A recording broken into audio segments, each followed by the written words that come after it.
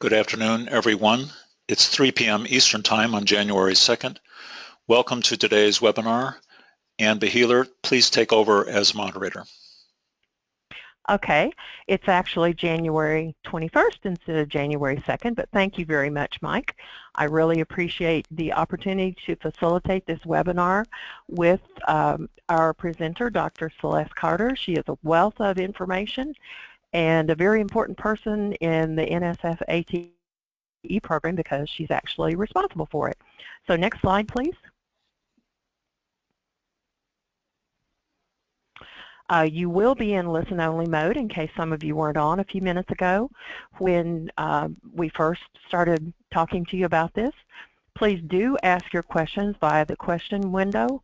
We will stop in not exactly the middle, but toward the end of the presentation and take a few questions, and then we have a whole question and answer session at the very end. And we are recording this webinar, and you will be sent a recording link. Next slide.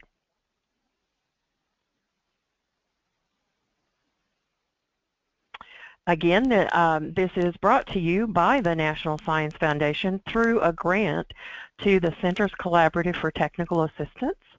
It is supported also by the ATE Collaborative Impact Project, and we've got the information regarding the specific grants that are helping fund these activities below. Next slide. The Centers Collaborative is led by 5 National Science Foundation centers, and the 5 are listed there. I'm Ann Beheeler. I'm representing the National Convergence Technology Center.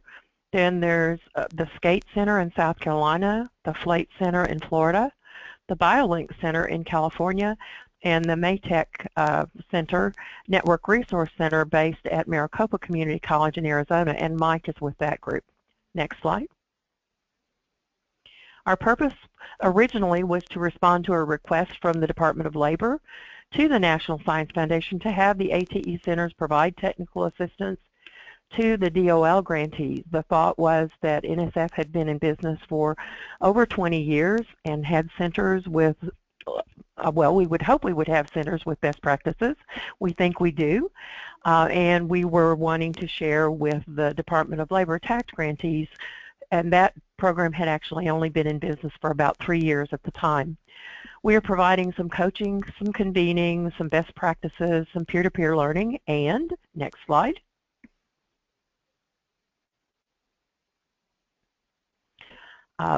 Everything we do is relevant for just about anyone that is associated with workforce-related programs, either through the Department of Labor or National Science Foundation, or even if you're just running a workforce program at a college somewhere within the country. Next slide. Our deliverables are typical of what we're doing today, the webinars and teleconferences, and they are archived. I would suggest that you look at this site and you will see that they are archived. Also, we will be creating some other online media, including videos and transcripts as we go along. Next slide. We will also invite people to regional discipline-specific conferences, and we're working on best practices, and we're also hosting a convening that we'll talk about a little bit later in July. It'll be the 2nd annual convening for the TACT grantees right after the High-Tech National Science Foundation Conference, which this year is being held in Pittsburgh, Pennsylvania. Next slide. Now we're down to a poll. We would like to know what your affiliation might be. Please choose what fits you. We'll give you a few minutes. And Mike, you'll need to let me know when we have the results.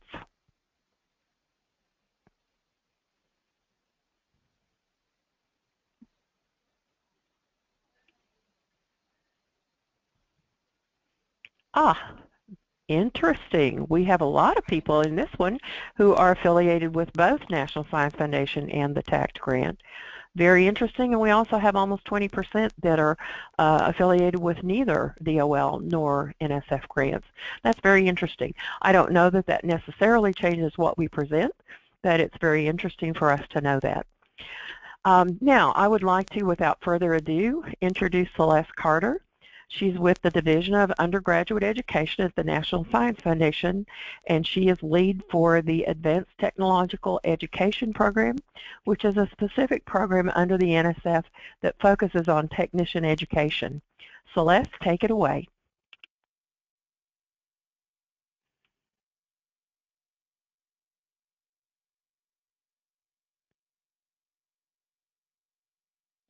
Celeste, I'm not hearing you if you are speaking.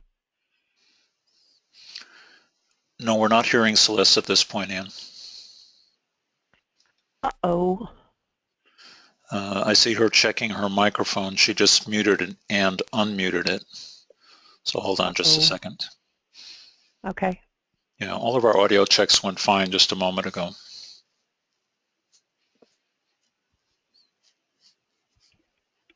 Oh my. That's okay, just hold on for a second.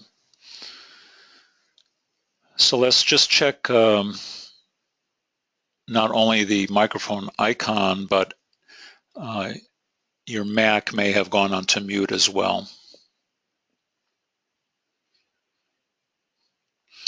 Thanks everyone, hold on just for a minute while we regain audio connections with Celeste.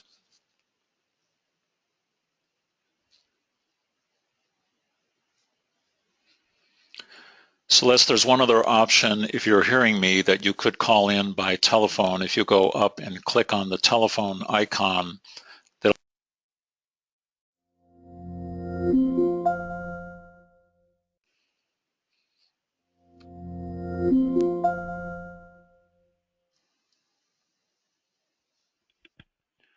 so thank you folks for your patience. We're just waiting to regain audio connection. Oh, there you are. How did that work?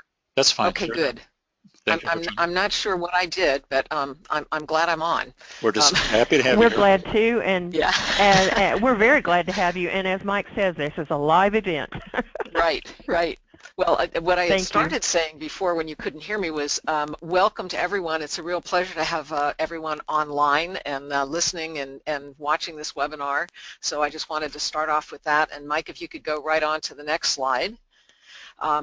For those of you, it looks like there's a significant number that have worked with NSF before, but there's also 20% who haven't worked with either Department of Labor or NSF. And since I'm at NSF, I wanted to give you a little bit of a snapshot of what goes on here.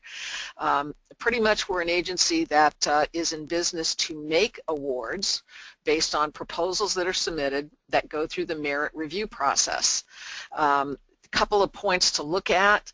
Let me see if I'm not sure if my little icon comes up, but the amount of money, NSF is actually one of the smallest federal agencies. We're about $7.2 billion, which sounds like a huge amount, but it's a fairly, it always seems like we could use more money.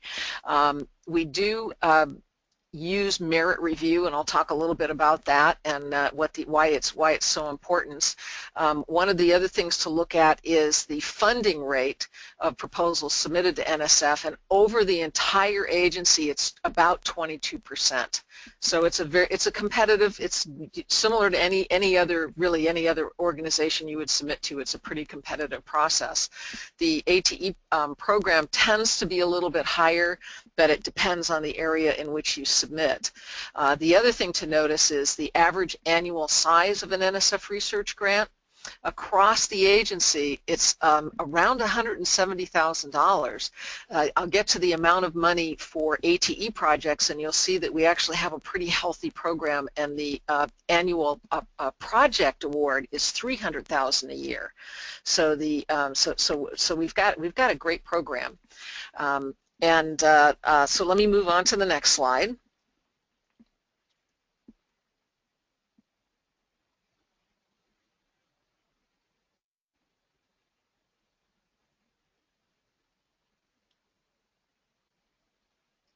Okay, so this is just to give you an idea. This is just within the Education and Human Resources Directorate. And in that directorate, there are 4 divisions, including the division where I work, which is the Division of Undergraduate Education.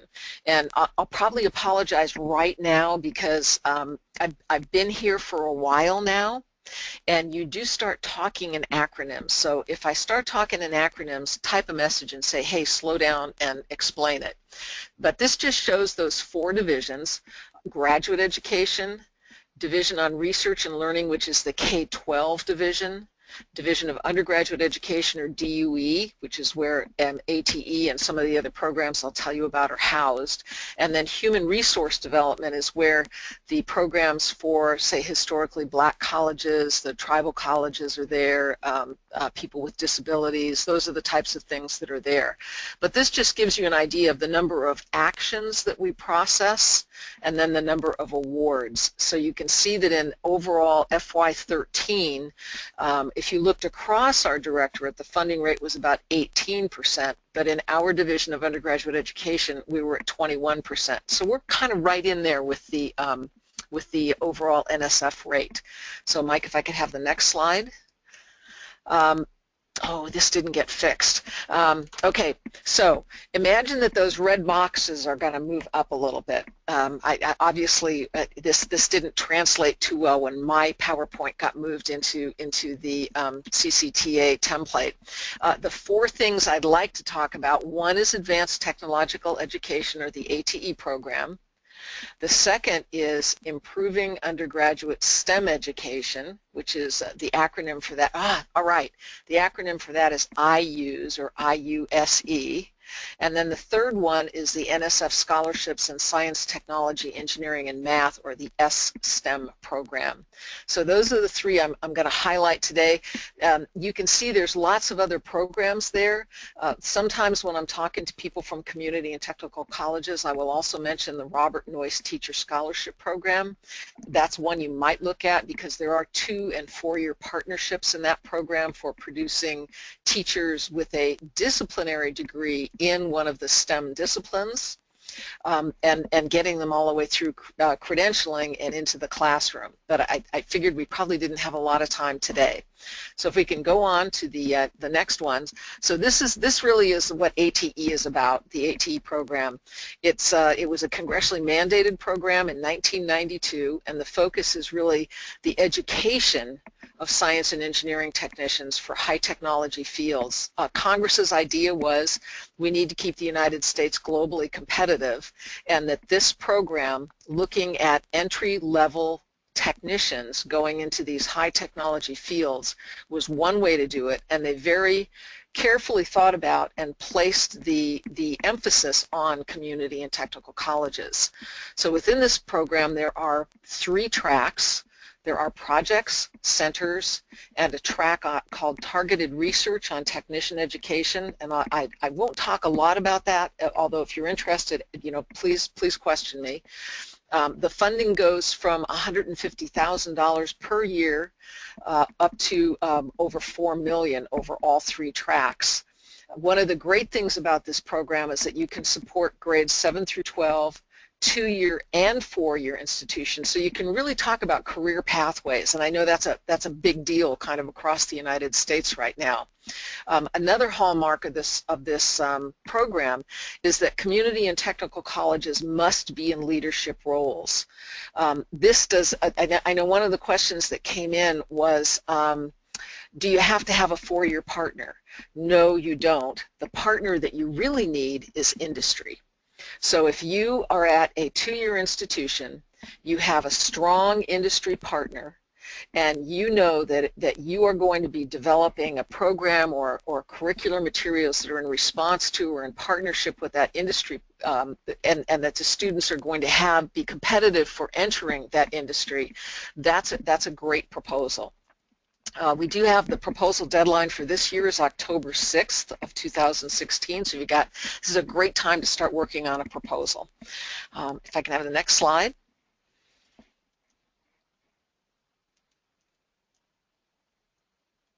So here is just talking about projects. Projects can go up to a maximum total over 3 years of $900,000. There is a track called Small New to ATE within projects, and that's for institutions that either have never come into ATE, not necessarily any other program. You could have had a different award in some other directorate or division or even somewhere else in the Division of Undergraduate Education, but you haven't come into ATE or you haven't come in within the past 10 years. And the funding rate there tends to be much, much higher than the overall funding rate. We, I think, are funding about 60% of the proposals that came in this last round that came in October of 2015. And a great resource for you, even if you're not going to go for small new to ATE, but you're new to writing proposals for NSF, is to check out the Mentor Connect site that's listed there, www.mentorconnect.org. This is a special project that is specifically developing resources for those small new to ATE, but in the meantime they also have resources that really are helpful to everyone. If you are small, new to ATE, you can actually apply and you can have a face-to-face mentor that works with you on crafting a proposal. The last one in there is a new effort within the ATE program called ATE Coordination Networks, and I put it in this one because my thought is for some of you that have Department of Labor awards now, and they're going to continue for a few years, maybe one of the things you might want to think about is linking up with some of the existing ATE projects and seeing how you could leverage your successes with the ATE successes through one of these coordination networks.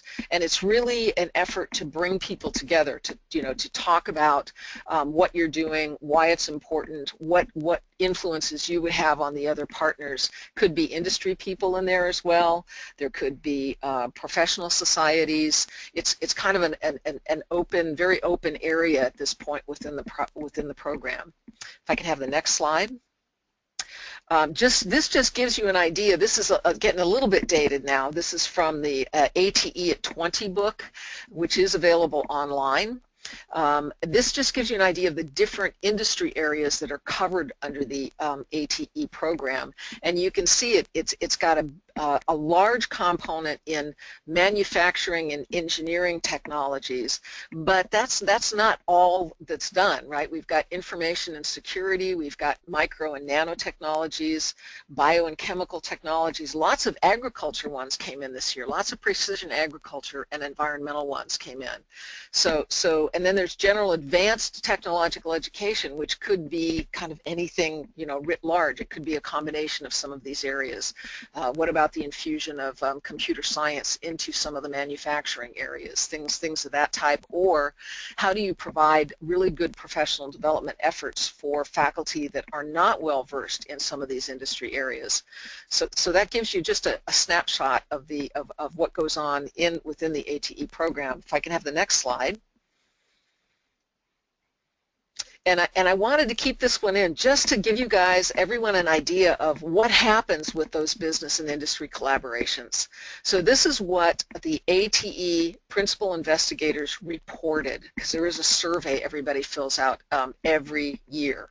So 55% of them got information about workforce needs from their industry partners. General support could be everything from coming and giving seminars, providing internship sites for students, that type of thing. 22% helped in developing actual program content. That could be everything from a person really working with you as a faculty person, or sometimes some of the industry sites will open up their sites to do a DACM analysis, a skills gap on what's missing in the curriculum given what an entry-level technician does.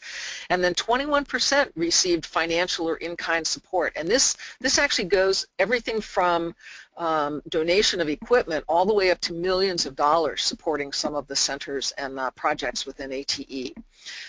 So may I have the next slide, please? So that was real quick on ATE. I'm going to jump to the NSF Scholarships in STEM, or the STEM program, and I put this in every time I talk to anyone from a community and technical college, and I think you'll see why when you think about how many of you would raise your hands and say we have academically talented, financially needy students on our campuses. I think we all do. And this is a program that's actually supported through H-1B visa fees. So all of those companies that claim they cannot cannot find a qualified person in the United States and they buy a visa to bring someone in from another country, that money goes into a pot, and this is one program that's supported with those funds. So this is one that where strong proposals really develop programs for cohorts of students and mentor students, support them, and it can actually go all the way either through entering the workforce or even going on to graduate school. The next deadline for that is May 16th of 2016, and hopefully that light blue address on the bottom, the URL, you'll be able to see a little bit. That was another one where the slide kind of slipped. But that'll take you to the site. I wanted to do a little bit more about this program. If I can have the next slide, please. This program was substantially revised recently. It used to pretty much be almost all of the money went to student scholarships, and anybody who was working on this, if you got an STEM award, you were kind of doing it out of the goodness of your heart because you really wanted your students to succeed. Now there's two strands, and even in the strand one, it's a 5-year award. Only 60% goes to scholarships. It gives you 40% to do things like looking around and figuring out what other things you could do to support your students. Maybe making sure that there's mentors around. Maybe doing a specific course on how to succeed in a STEM area. There's a lot more leeway there. And then the strand 2, the design and development, a single institution, it can be up to $1 million over 5 years, again with 60% going to scholarships.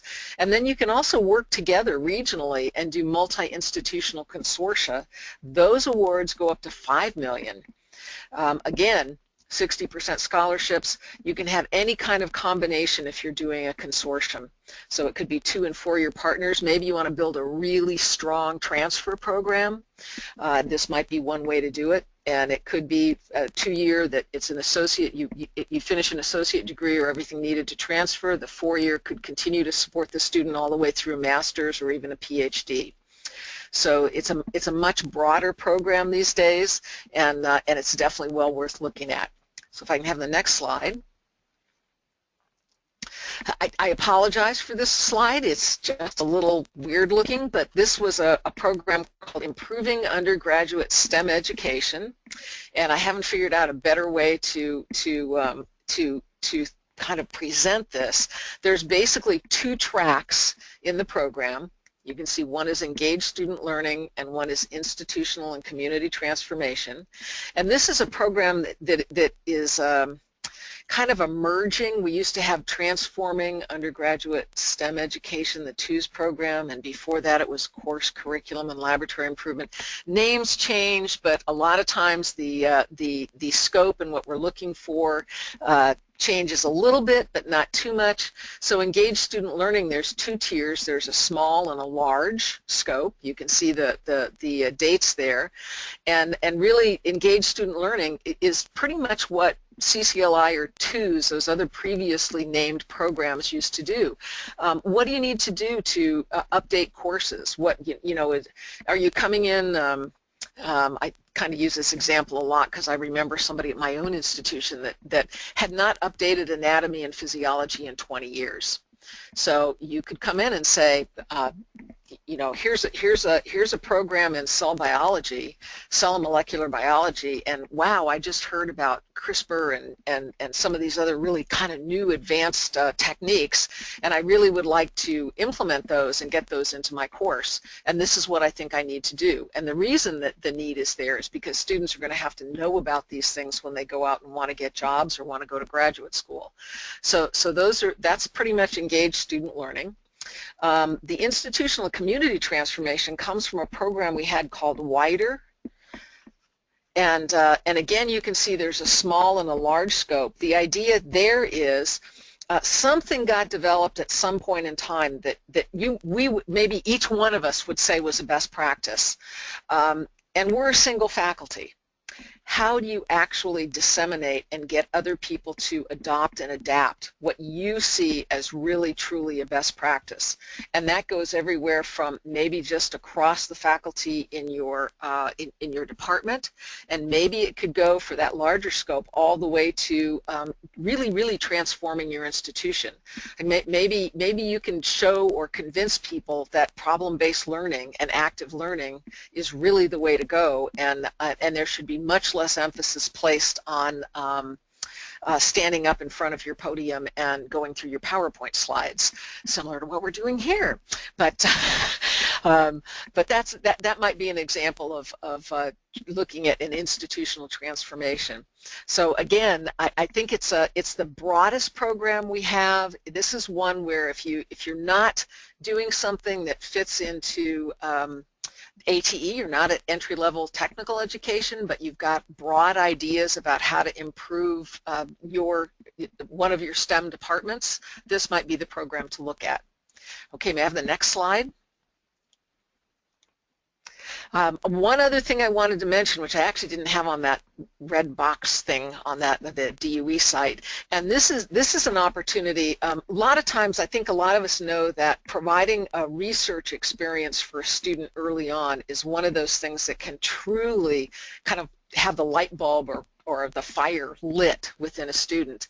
So this is something that's from the Small Business Innovation Research Program, SBIR. And STTR is technology transfer. That's another part of it. This is only available to community for an SBIR Phase 2, so a company that's gotten a round 1 of funding from NSF, and they've progressed and they now have a round 2 of funding. So it says they've progressed past that just initial startup phase. They can ask for $40,000 per year, and most of that money goes to the community college students and teams. It could be a faculty and a team of 2 or 3 students that do research for the company, either on the company site, or it could be if you've got enough of the equipment, the needed equipment, it could even be within your own lab at your institution. So this is something that there's several people that have taken advantage of it and it's really worked very well for the students, and it's pretty underutilized. One of the things you do need to do is use the NSF.gov website to find out where these Phase 2 grantees are. And then I had one person who just said, hey, the way I did it, I found a list of them. There were 5 or 6 of them around my college, and I started cold calling. They didn't know about this program. They didn't know that they could get $40,000. They didn't know they could work with community colleges. So this was a real opportunity it was a win-win on both sides. So I wanted to bring that up as well. Okay, may I have the next slide? I think that was a very quick view. We're going to shift now to proposal writing tips, but how about, does anybody have any questions about those programs, or was there one you wanted to ask a question about that I didn't talk about? Celeste, I have some questions. Actually, some were submitted yesterday, and today there are kudos from Thaddeus Stevens College of Technology, heartily recommending Mentor Connect for both resources and mentoring. So thank you for that, and I thought you'd like to know about that. That's great. Because I know you are very supportive of Mentor Connect. But with respect to some of these other questions that came in, we categorized them, or actually Mike categorized them yesterday. Here's one that's verbatim. I'm a DOL grantee. If I apply for an NSF, will my DOL grant count as leverage, or will it be seen as duplication? Okay, it's a great question. If you write a proposal and you say, I am a DOL grantee, I didn't get as far as I thought I would with Department of Labor funding, and I just think this is the greatest thing that's ever happened at my institution. I really need to keep going, so please give me more money. When that goes through the merit review process, which is based on 2 criteria, one is the intellectual merit of the proposal and the other are the broader impacts, it typically doesn't review well. Okay, so how would you craft it so it would review well? You could say, I'm a Department of Labor grantee. I've started some things, and over the course of developing a cybersecurity program, working with industry and regionally, I found that there were some critical challenges and opportunities that I didn't anticipate. Here they are, you know, bullet list 1, 2, 3. These are still needs as evidenced by what my industry partners are saying, and I would like to leverage what I started in DOL, but move into these new areas, these new opportunities that have come up because I got that Department of Labor funding. That's going to, reviewers are going to really sit up and take notice of that. So yes, you're leveraging your Department of Labor award, but you're not just saying, hey, you know, I need some more money, I want to keep going with this, please give me more. You're saying there's real needs and new opportunities, sort of like, I used to love it when my students would say, you know, we did this experiment and we had one question we thought we were addressing, and now we have 15 we'd like to address. And I'd always say, isn't that great? You're never going to be out of a job because there's always more questions to ask. So crafting a proposal for NSF leveraging DOL would be saying, which of those 15 questions that came up are the next ones on your list that you would like to address? Okay. If anybody else has other questions, you can type them in, or follow-up questions, you can type them into the window. The next question, though, is, are NSF grants scored like DOL grants? Or how are they scored? Okay, so intellectual merit and broader impacts, every program, and there's also the NSF grant proposal guide, which is, when I say read the proposal and award policies and procedures guide, which is in front of you right now, the grant proposal guide is the first part of that. It gives you an overview of the merit review system. So intellectual merit, you know, what is the true intellectual merit? Are you sort of that answering one of those really important questions that came up? Are you sort of pushing the envelope? Is there a real need for getting some more information in this area, for developing new curriculum or a program? That would be, are you qualified? There are a lot of aspects that fit in there in intellectual merit, and then broader impacts. Any educational proposal has broader impacts. We're impacting a lot of times ourselves, faculty, other faculty. We're certainly impacting our students. Having one of these awards certainly impacts our institution. So those are the kinds of things that you would think about as far as broader impacts go. You absolutely get feedback. All of the reviews, and we have anywhere from 4 to 6 reviewers reading your proposal and writing a review that addresses those 2 criteria. When we are doing something, we will release those reviews verbatim to you, just with no person's affiliation, right, for confidentiality. So you will actually get the specific words that someone wrote. You will also get what we call a panel summary. We bring reviewers in, and each proposal is discussed, and one person on that panel is capturing notes on what people were discussing. So somebody could say, boy, you know, I think this proposal is really a worthy proposal. It could be strengthened if they did 1 or 2 things. And so you'll see things like that in a panel summary. And so you get all of that, plus you will get, depending on how it reviews, and the review ratings go from excellent to poor. Generally, excellence and very goods are going to go right forward toward funding. Goods, fairs, and poors, it's much more difficult to make a case for funding a proposal that is rated that low. But those are the kinds of things that you will get back from the National Science Foundation. You can also always call, pretty much. Let's say you get declined, which is, I've gotten declined. You always figure, who in the world did they have reading my proposal? But if you put it away for a few weeks and then pick it up, I used to go back and go, well, you know, they actually were pretty spot on. I really didn't talk about that. I was sure it was in that proposal, but when you read it again after a while, you go, yeah, you know, they were right. It wasn't there. You can always call or email one of us, the program officer who acted on your proposal, and you can talk to us about it. We're open for that. We're also open before you submit. This is one of the things you don't get to do with the Department of Labor. You can be talking to us right up to the time you submit. Matter of fact, I spend most of the day on submission day on the phone with people. At that point, it's not generally how do I craft a proposal, it's I'm having trouble with FastLane, but or grants.gov is actually much worse than FastLane.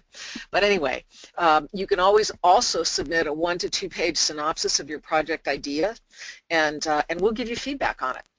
So I think there's a lot of things that are different between the National Science Foundation and the Department of Labor, but I think bottom line for both agencies is we want to fund the best proposals that come in.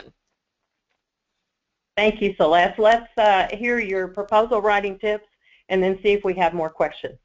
Okay, all right, so I put these first 2 bullets on there because a lot of times when all of us, any program officers is going out and doing an outreach similar to this webinar, about every other slide could be, did I mention how important it is to read the program solicitation? And oh, by the way, did I talk about that grant proposal guide? It's really an important thing to look at. These are your instructions. You know, they tell you about the kinds of things that you can write for, because I mean sometimes, as I mentioned, ATE may not be the program for you. You might want IUs. So you want to be careful with that. Excuse me. And then the grant proposal guide gives you a lot of guidance on what should your margins be, what about your font type, you know, are we strict with our proposal deadlines? That's actually something that's changing this month. We've always been able, as program officers, if somebody calls at the last minute and says, oh my gosh, I'm so sorry, but our whole, you know, my computer just crashed, or I lost all my documents, it's going to take me another 3 hours to, you know, to get this uploaded, will you still accept it? We, on a case-by-case basis, could review that. NSF is no longer going to allow us to do that. At 5 o'clock or 5:01, the window will close for submission on proposals. So that's definitely something to think about. Okay, but let's go on with proposal writing tips. Anne, if I could have the mic up the next slide. So there's a program solicitation. Here's the Improving Undergraduate STEM Education. They all look like this. You find it by going to nsf.gov. There's a quick links tab up in the upper right corner, and you want to go to Education, and that'll bring you to the site that'll give you those 4 divisions that I talked about earlier. You go to the Division of Undergraduate Education, and you'll see that list of all those programs. So in this case, you were clicking on the IUSE program, and this is what comes up. It'll give you a brief synopsis of the program, and then it'll say, do you want to download the solicitation, or do you want to open it? And it's going to tell you about the program. It's going to tell you about restrictions, institution eligibility, what the budget requirements are, all of those types of things. And it'll also give you program director contact information. So that's where you're going to find some of our emails. So it's really important to read it carefully. So if we go to the next slide, this is a screenshot of the Proposal and Award Policies and Procedures Guide, and it's got this big long name because it actually has 2 books in there. The first one, when you're crafting your proposal, is that Grant Proposal Guide, the GPG. The second part is, let's say you got all excellence and a program officer contacted you and negotiated, and you actually got an award letter. You need to know, and your institution needs to know, how to actually manage the award. So the Award and Administration Guide, or that second part, AAG, gives you all of that information. So it's something, I guess I'd say, download it and keep a copy of it for yourself, and also go give it to your financial people. Because they're going to want to know some of the things that are in there. Next slide, please. So this is from one of the program officers who actually started the ATE program, Dr. Gerhard Salinger, and he said, he pretty much said, he said, if you can address these 5 questions, you're going to have a pretty good chance of having a really competitive proposal. So the first thing is you've got a specific need that you're going to address. I don't know, let's say Boeing just opened a plant next to your community and technical college, and they came to you and they said, boy, we'd really like to partner with you. Do you have a, do you have a program that's going to turn out aerospace technicians for us? And you say, well, gee, no, we don't, but how many technicians a year are you going to need? And they say, well, maybe, 150 a year. You've identified a specific need, and maybe your institution wants to go forward and develop a program. The other thing you're going to want to do is really have an idea on how you're going to address that need. So you want measurable goals and objectives. It could be Boeing is going to allow you to go on site and identify all of the critical skills and competencies that one of their entry-level technicians would need to have. Then you're going to have to develop curriculum. Then you're going to have to get it approved by your curriculum committee. All of those kinds of things. You want to have that all mapped out.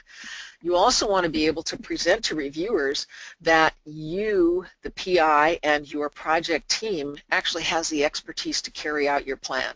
So let's say that you don't have anyone on your faculty that knows anything about advanced manufacturing or building an airplane.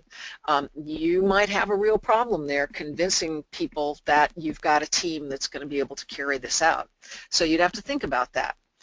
You want to talk about how you're going to know if you're successful. That's really your evaluation and assessment plan. How are you going to measure it? It's pretty easy to say, well, I'm going to develop a course, and you're going to know you're successful if you developed it, but you might also want to know how successful is that course in terms of student learning and in terms of ultimately maybe the student completing a program and getting a job. So those are some of the things that would come in there. And then the last part is every single one of these awards is funded with our taxpayer dollars. Accountability and transparency is a big deal in the federal government, and it trickles down into everything that I do here at the National Science Foundation. And really, if you think about it in terms of, hey, you got even a few pennies of your own money that you paid in taxes to do this project, how are you going to tell others about that project, what the outcomes were, what the results were, why other people maybe want to adopt and implement something that you developed? So those are kind of 5 critical questions to think about.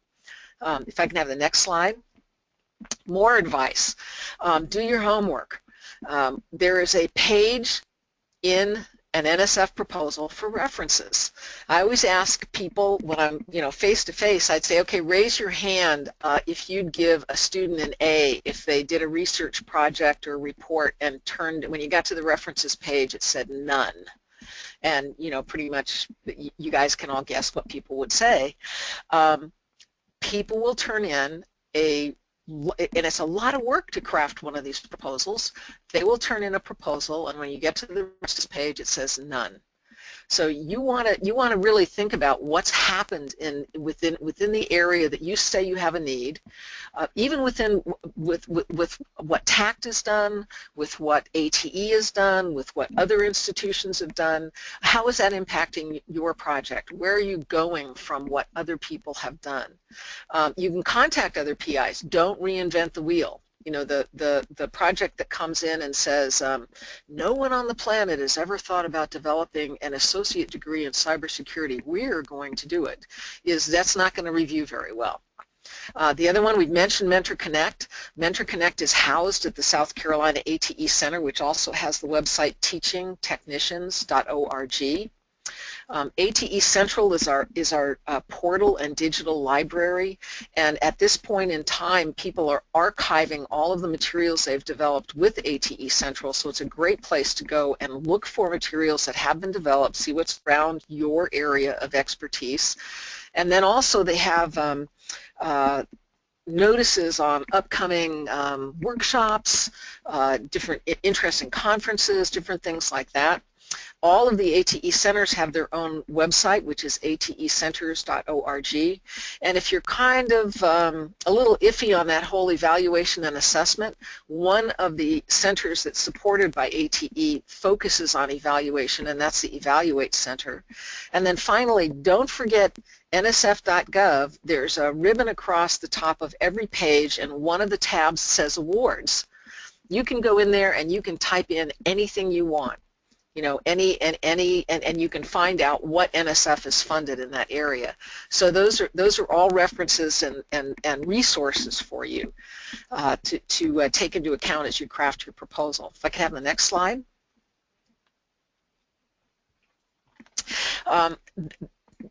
Bear with me, I know this looks a little strange, but one of the things that will happen is, let's say you were one of those, you submitted a proposal and you were one of those proposals that when I went through the merit review, it actually got, let's say, 5 excellents. So boy, there's a program officer that really thinks this was, and reviewers that think this was really great, and they want to, the program officer wants to put this forward as a likely proposal that ought to be negotiated and then awarded. Okay, so that program officer is going to do 2 things. The first thing is you're going to hear from the program officer, usually with any questions and concerns that arose during either the panel review or as the program officer themselves read your proposal. So it could be, well, let's think back to that PI expertise. You feel that you really need to hire somebody that has the relevant expertise, but all you did was put in to be hired. Well, a program officer might say, maybe you've kind of looked around and you have a person in mind, not that we would hold you to this, that you had to hire that person, but if maybe you've got somebody in mind, it would be nice to see a CV to see what their expertise is. Or if this goes forward to an award, maybe you've already worked on an announcement to hire somebody. Could you show us that announcement? So those kind of questions will be coming from a program officer. At the same time, if you have either never received an award, you haven't had an award within 5 years, or this is another part of NSF that's called cost analysis and audit resolution. Everybody at some point in time has to be reviewed by that area of NSF, that cost analysis and audit resolution. So the program officer, we're going to send your proposal down to the Division of Grants and Agreements, and this is probably a good place to say, as a program officer, I've never made a single award. I make recommendations to award. Division of Grants and Agreements are the people that actually make your award. So you're new, or you haven't been reviewed. The Division of Grants and Agreements is going to send your institution a new performer package. And pretty much the new performer package is something that's very, very serious. It's going to ask you, your institution, not really you, the principal investigator, but maybe all your financial people. Hey, we really want to know what your written policies and procedures are for tracking time and effort of your employees, faculty and classified staff, all of that. We want to see that. We also want to see all of your accounting procedures. How do you keep your books? Okay. If your institution is maybe a little lax in filling that out and says, oh, well, we just kind of do it this way, or we don't actually have a written procedure, it's just, it's kind of policy that this is how we carry it out. And they fill that out and they send that back to the Division of Grants and Agreements. At that point in time, that division is going to send it to these people in cost analysis and audit resolution. And they actually have authority over all of us. If they say, hey, we think this institution did a really good job, they have all the policies and procedures needed, and they can actually handle federal taxpayer funds. They're going to give you a thumbs up, and the Division of Grants and Agreements is going to send you an award letter. If they say no, even though you got all excellence, the Division of Grants and Agreements is going to decline your proposal, and they're then going to set up a basically kind of a webinar with you, or a WebEx, where they're going to tell you what happened and why. But it's devastating, right? You got all excellence, you were figuring everything was going to go through, and your institution certainly isn't going to be happy. So you really want to pay attention and get your financial people and your administration to pay attention to that new performer package. That's one of the things that Mentor Connect can really help you with. So that's why this slide is in here, and I wanted to take some extra time to go over it. So if I can have the next slide, please. We often do an outreach PowerPoint that's called basically Fatal Flaws, 10 ways to write a proposal that won't get funded. So I'm not going to read through every single one of these, but you know, there are certain ones where assume the program guidelines have not changed or just ignore them. So you read through and it says the budget for an ATE project is $300,000 a year over 3 years. Your total budget should not exceed $900,000, and you come in at $1.4 million. That isn't going to look very good. You know, another one is assume your past accomplishments are really well known. I mean, NSF might have funded them, or it could be TACT, your TACT award that's influencing the proposal that you're now writing.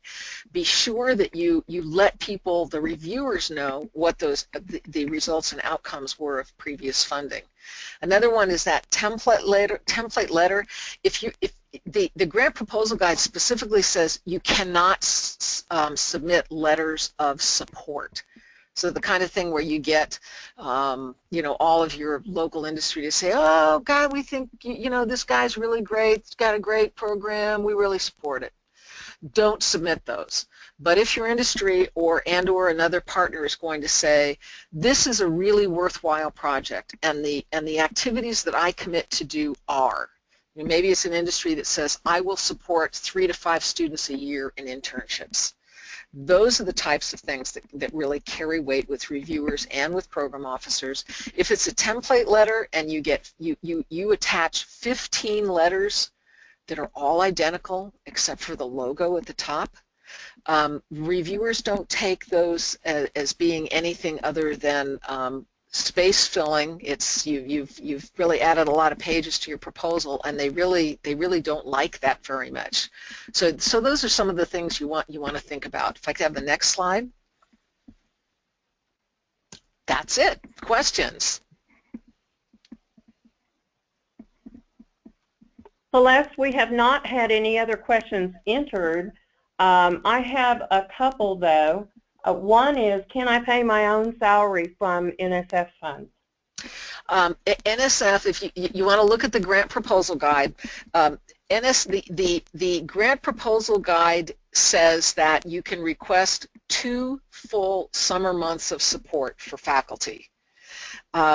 ATE, the solicitation, if the solicitation says something different than the grant proposal guide, the solicitation trumps the grant proposal guide. Because of the teaching load at community and technical colleges, we realize that 2 summer months may very well not be enough time.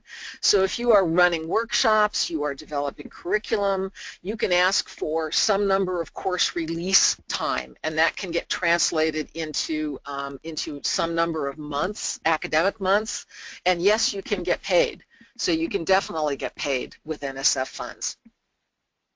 Okay, one other. Can I apply for an NSF grant on my own, or do I need support of my institution? You're going to need the support of an institution. Usually it's your institution. When NSF makes an award, the award isn't made to you, the principal investigator. It's actually made to your institution. So let's say you're at an institution, you get an award, and then you get a better offer, or you're moving for whatever reason. You may think, well, I wrote this is my award, I'm going to take it with me. You can only take it with you if your institution allows you to do that. So there's some things, again, check out that grant proposal guide. It's got a lot of information in it. So I'm going to go on and move through a few other slides, and then if we have more time, we can, yes? I'm sorry to interrupt. There is a couple of questions in the question page. I think we're okay to take 1 or 2 more.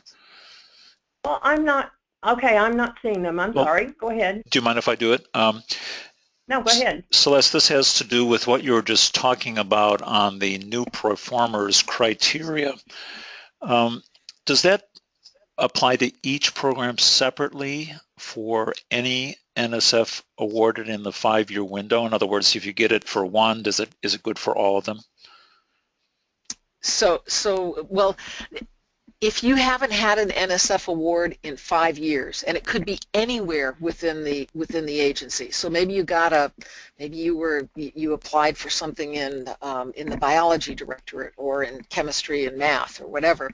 If it's been 5 years since your institution has had an award, you will automatically go through a cost analysis and audit resolution review, but it's much less stringent. I don't think they send you the new performer package. They just send you some questions saying, hey, do you still have all of these things in order, and have you updated any of them? Things along that line. Okay. Under what directorate is the coordination network? It's actually part of the Advanced Technological Education program, so it is under the Division of Undergraduate Education.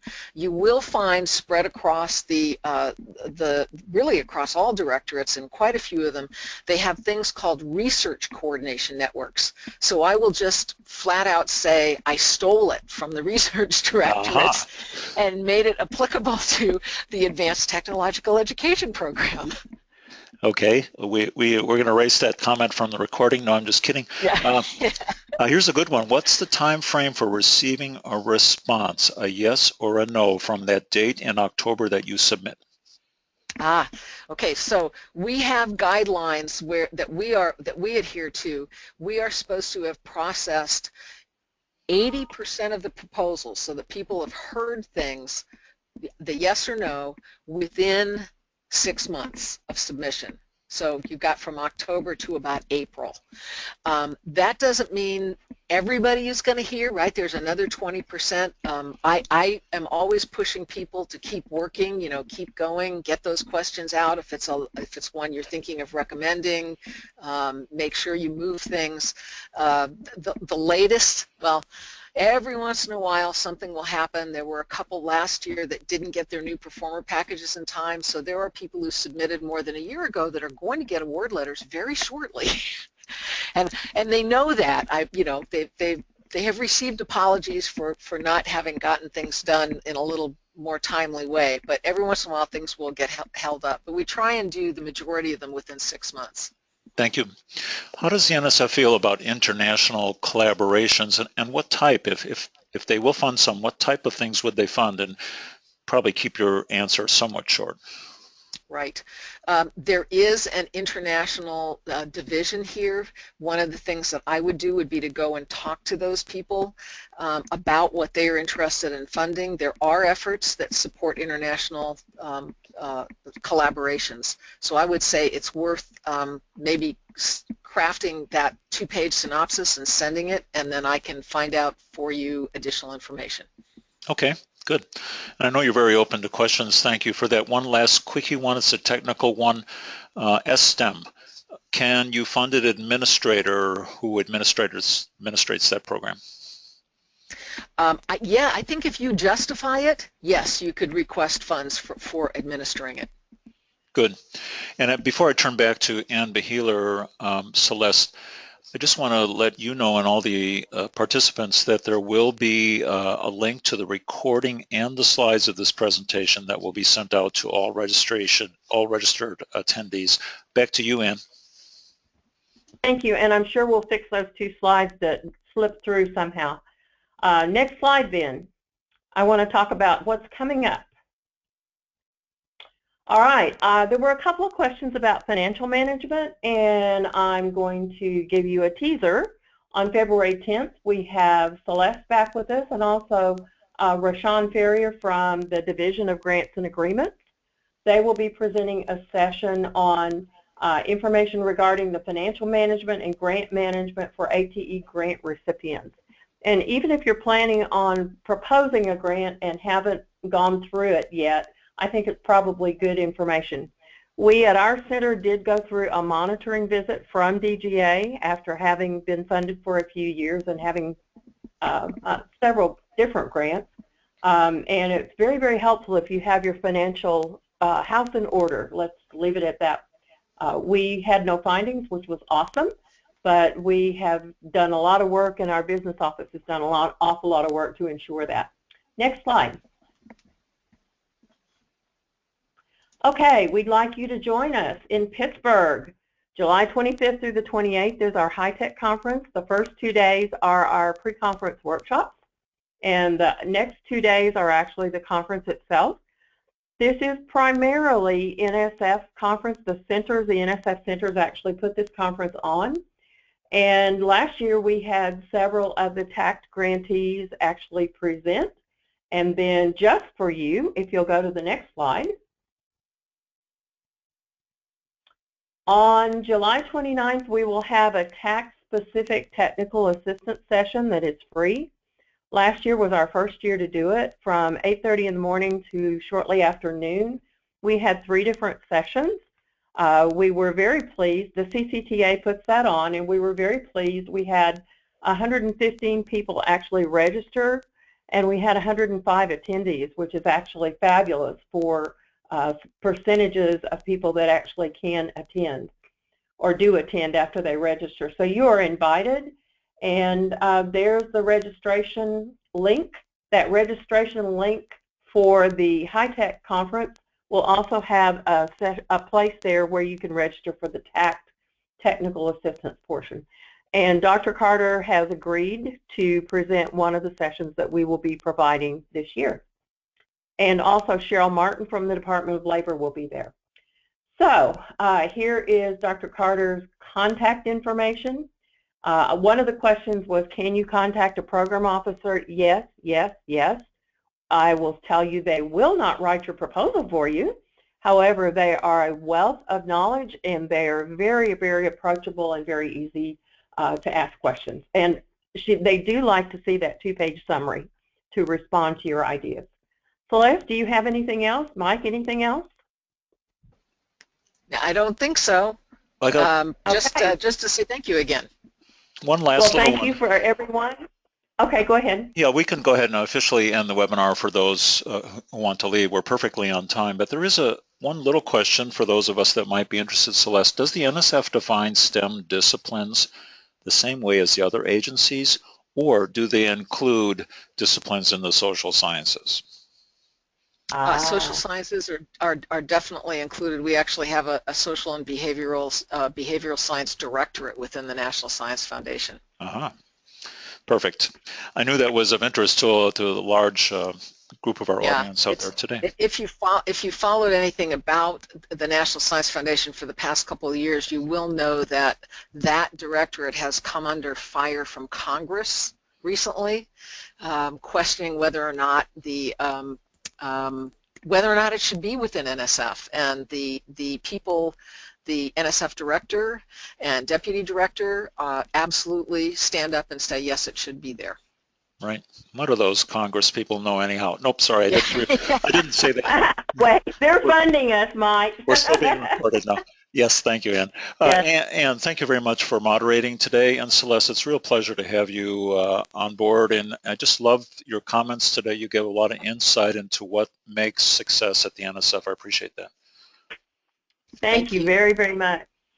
Everyone, that officially ends our webinar for today. Again, we'll be sending out links to the recording. Thank you. See you at the next CCTA webinar. Goodbye, everyone. Bye. Bye-bye.